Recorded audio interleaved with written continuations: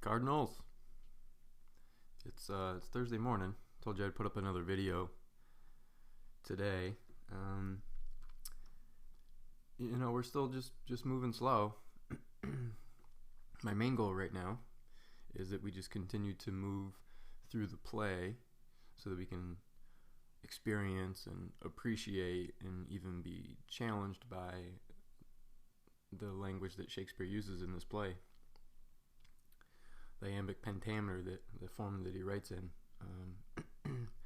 That's really just the biggest thing that we're doing right now. We're moving slow through the play, trying to gather people, make sure folks know how this is working. You haven't really had anything to turn in yet. It's more been about like classwork type stuff. If we were in class, I wouldn't have said, "Hey, turn in your packet." I might have walked around and looked at it. We don't have that luxury now, but so really, you're being asked to be your most independent self right now. You don't have as many people to lean on. Yeah, you might be able to direct message some folks in Schoology, including me, and ask questions, but as far as my class is concerned, we're taking it slow. We're just trying to get used to the platform, Schoology. We're reading something really challenging. I understand that, but my goal is to walk you through it as best as possible, give you the experience. I have a hard time in my brain doing something else. I know we were working on reading Romeo and Juliet, and then just abruptly had to leave school, and I wasn't about to give up on that. So we will be moving forward. Where are we going? I guess that's one of the other questions. That where we're going is eventually we want to write about it. There are some writing lessons that are coming up. Romeo and Juliet culminates in a writing task that you'll be expected to do. There are some quiz challenges that are coming up. One I'm going to post today based on the balcony scene. And don't get anxious about that. There's no reason why. I've got it set up so that there's lots of different ways that you can succeed. In fact, you'll be able to take the quiz several times if you want.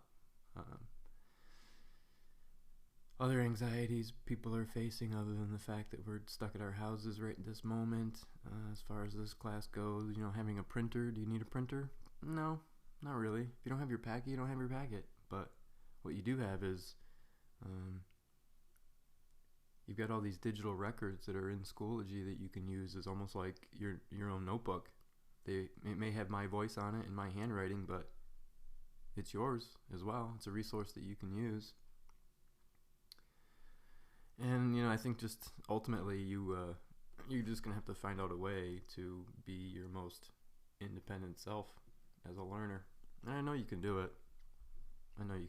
You may just have to work a little harder at it than you might have realized. There's nobody sitting next to you in your little classroom neighborhood. That's the hard part, is that you're kind of on your own.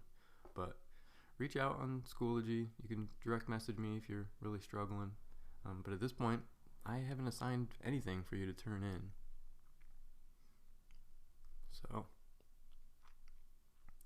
well, when we left off,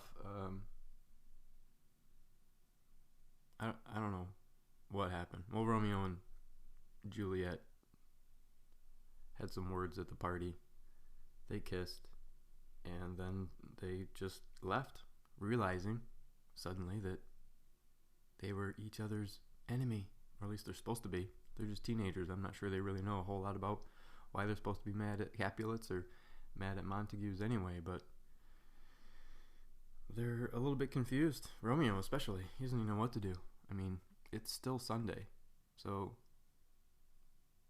the fight that the prince gets all mad about, it's the third one in the street in a brief amount of time. That happens on Sunday. Romeo finds out about the party with Benvolio on Sunday. They go to the party on Sunday.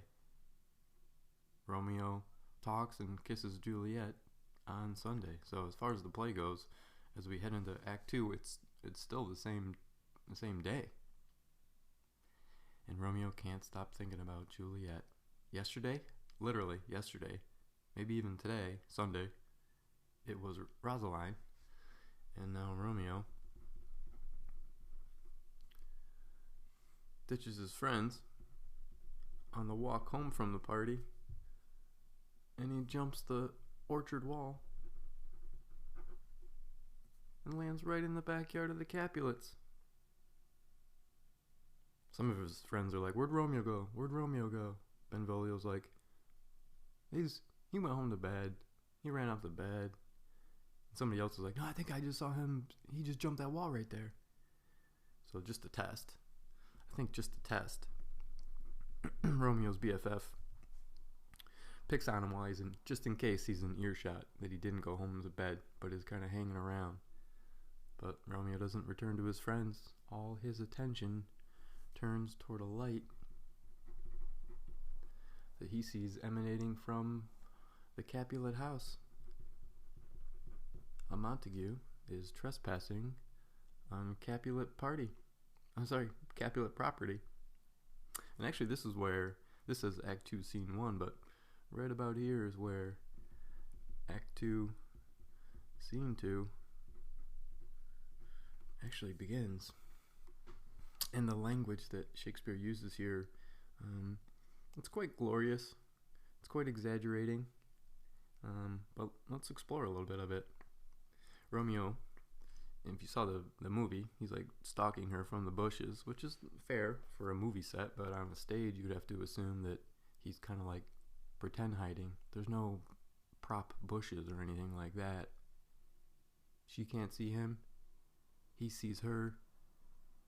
But there's nothing that would prevent her from seeing him on the stage. You just have to imagine that she can't see him. And Romeo says, "But soft, what light through yonder window breaks?" Like, "But soft, what light through yonder window breaks?" It's iambic pentameter. It's part of the reason why we're reading it, is because of the brilliance of trying to write 10-syllable lines and also tell a story at the same time. I don't know if he's facing east or what, but he's like, "It's the east and Juliet is the sun."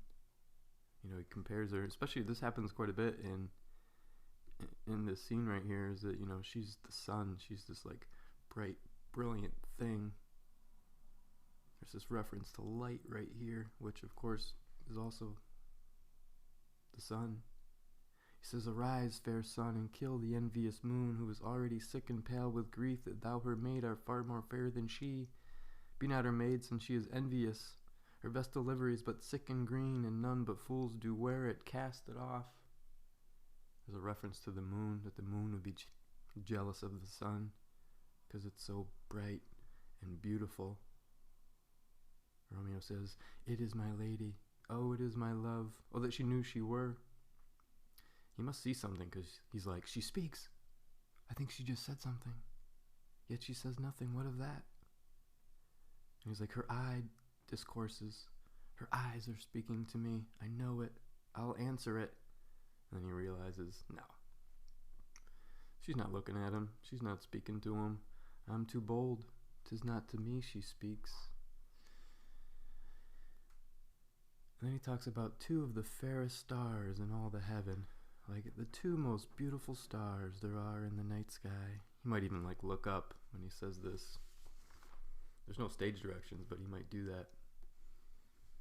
And he says, "Having some business, like two stars, the two most brightest stars in the night sky, they have to go on a business trip. And they ask Juliet's eyes to twinkle in their spheres till they return. Like, knock knock, are Juliet's eyes there?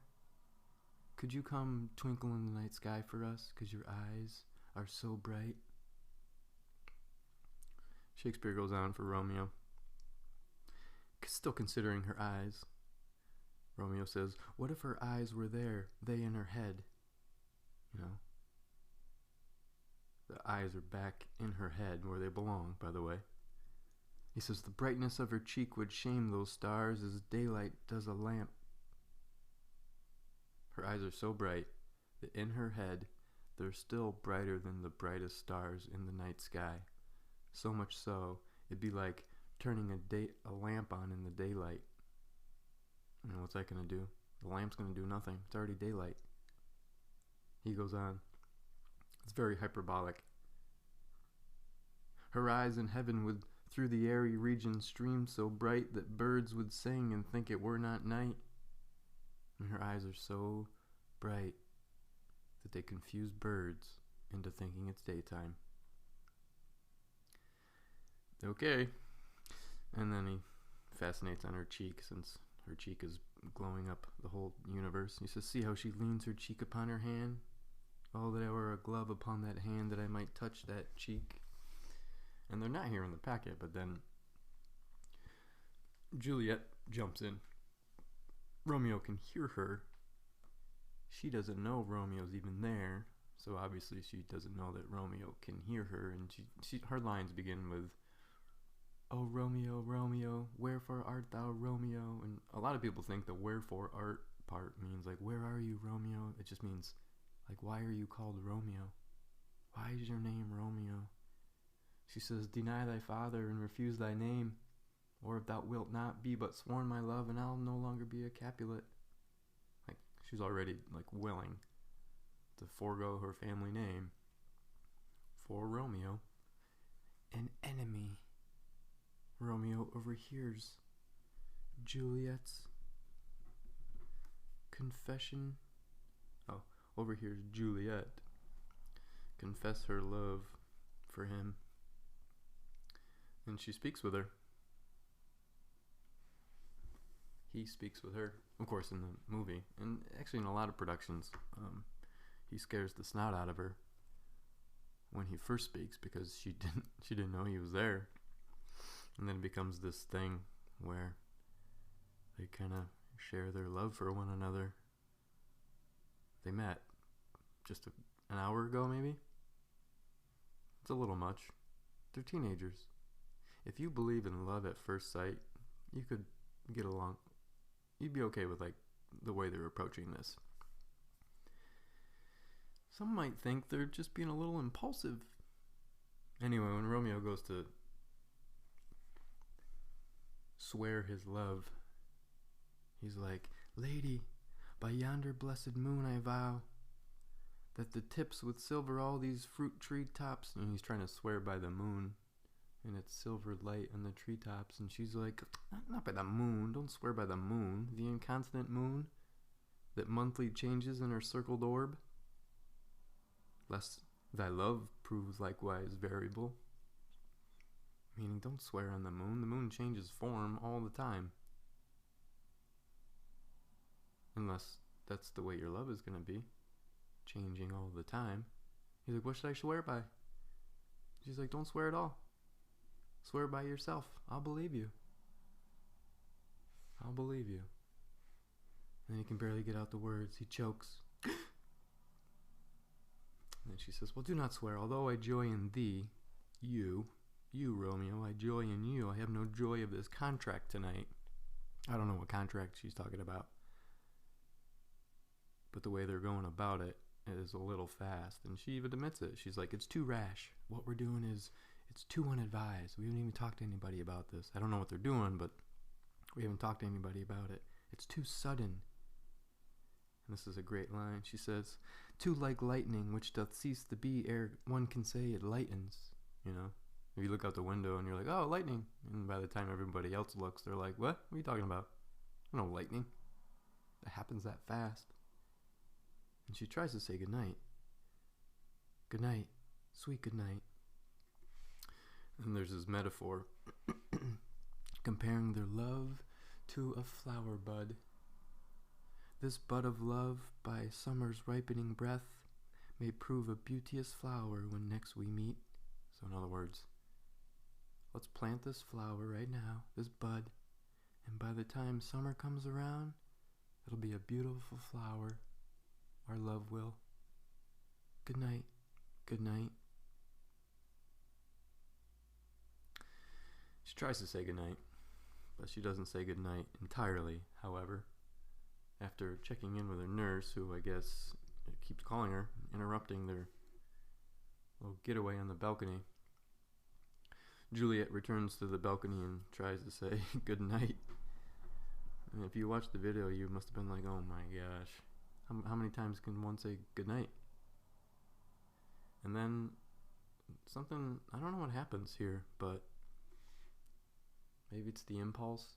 Maybe it's the love at first sight. Or up here, she admits that things are going too fast and let's just give it some time and good night, good night. She says, and these aren't 3 words, by the way, but she's like, 3 words, dear Romeo, and good night indeed. If thy bent of love be honorable, if your love is honorable, this is an honorable thing you're doing, and your purpose is marriage, send me word tomorrow, by one that I'll procure to come to thee. Where? What time? What time we'll get married? And all my fortunes at thy foot I'll lay, and follow thee, my lord, throughout the world. And Romeo's like, yes, I will not fail. And the audience finds out that Juliet will send word to Romeo by, well, 9 a.m. Things are happening fast. Still, I don't know, it might be in the early morning hours of Monday in the play. But they plan on getting married tomorrow. Anyway, that's the balcony scene. These notes, you can use them for the quiz I'm going to post later today. I'll have a video up as well, just in terms of, my best recommendation for taking this quiz, but you'll be able to use the text from the balcony scene. The questions on the quiz will ask you to look at certain lines, so you'll be able to scroll through in one window and take the quiz in another window. And anyway, I'll post that in a little bit. In the meantime, I don't know, if you feel like you need to listen to it again or read the text again or do both, then do that. See you in a bit.